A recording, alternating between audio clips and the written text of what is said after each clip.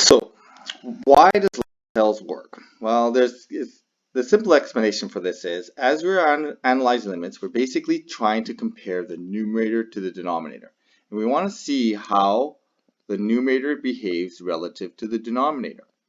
Okay, so if we want to know what's happening, then we can, if we take the derivatives of those, if we take a look how fast that's going to the limit and how fast that's going to the limit, and compare the rates at which they're going to the limit, they're essentially going to get to the ratio of that rate will give us the limit. Okay, so that's kind of like a simple explanation. A little bit harder explanation, a little bit more concise though. So if we take the f of x and g of x and compare those two functions, if it's 0 over 0 for example, okay, if we look at how those functions are going to the y equals 0 values independently of each other. So if I take a look at this one here, I can zoom in. Okay, what's going to happen is the derivative of the numerator. So here I've got the f of x graphed separately than the g of x. Okay, so there's my denominator function, or sorry, that's my red function. The denominator is my sine function. And basically what I'm trying to figure out is what's happening as it approaches that. How do those two values compare to each other?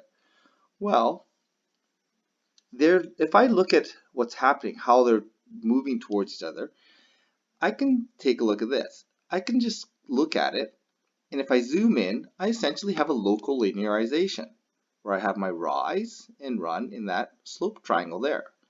Okay, maybe I'll do it in red. So I have my rise and run in that triangle there. Okay, and I have my rise and run of the blue function here. Okay, in that little slope triangle. Well, if I want to, they're essentially, as I zoom in, those are going to be straight line functions as I zoom in, right? Any curve looks straight as I zoom into it. And that's what's happening. As I'm getting closer and closer to zero, I'm zooming in more and more and more. And essentially, I'm looking at two straight line functions there. If I want to determine how the blue function behaves relative to the red function, well, notice that df over dx, dg over dx, well, the dx's are really the same. So I'm going to be comparing the f of x function here.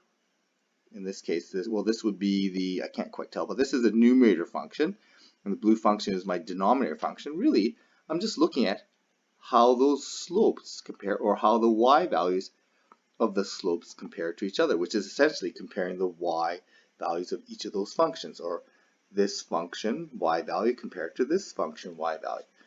So that this piece here, so in this case here, I'm just going to estimate it. Okay, this looks like about 1, 2, 3, 4. Okay, there's my rise of 4. That looks, I'm going to estimate that, I don't know, I'm just going to eyeball it. And that looks to me, let's just eyeball it at about 1. It's a little bit more than 1/2, but let's just eyeball that to be about 1/2. Okay, so if I want to compare the numerator, which is red, this is my red function here. Okay, my blue function is my sine x. If I want to compare the y values of those two functions as they approach 0, what I'm going to do is I'm going to compare the slope of this compared to the slope of this. The dx are the same, so I'm going to cancel them out.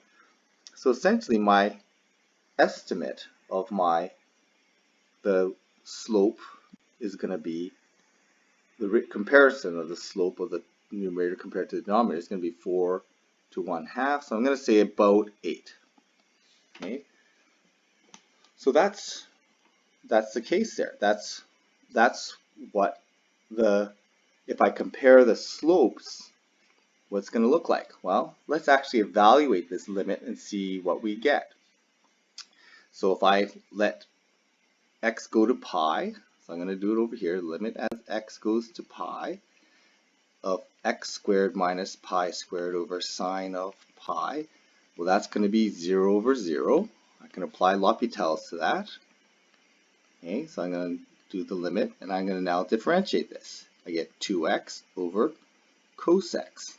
Okay, well, 2x over 2x at pi is going to be 2 pi. cos x at pi is going to be, what is cos x at pi? -1.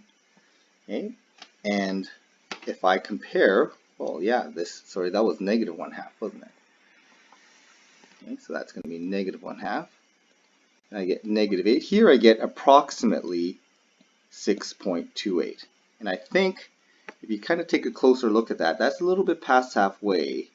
So if I estimate that to be about 0.6, -0.6, right, I get an even better estimate. Okay, 4 divided by -0.6. If I take out my calculator, 4 divided by -0.6 is about -6.6 repeating. Again, and that's pretty close to this value here, which is what I calculated using L'Hopital's rule. Okay, so when I compare the slopes, okay, I'm going to be comparing the y values of those two original functions. Okay, so this is the y.